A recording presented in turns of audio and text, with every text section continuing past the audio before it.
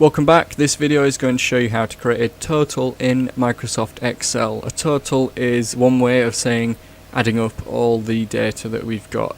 So we've created a table for ourselves here. We've formatted it so that it looks nice and pretty and it's clear to see that this will be the total box once we get to it.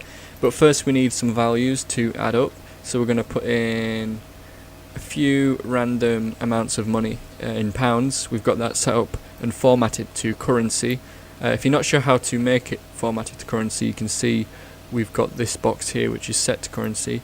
We've also needed to make sure that the currency format is selected for the total box, which is going to be this one, which is L12.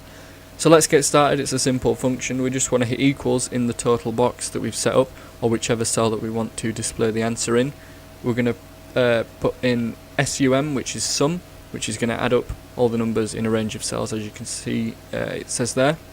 We want to open brackets, and then we want to drag our cursor, holding down the left click button, over the range of data that we want it to add up. In this case it's L4 through L11, and then we can hit close bracket and then enter, and that will display the total there.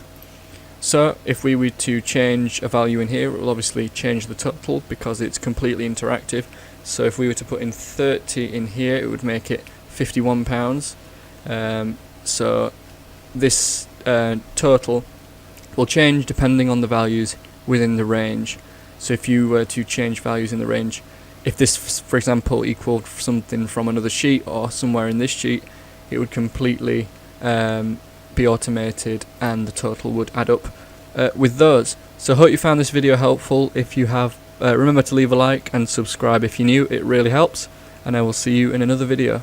Thanks for watching.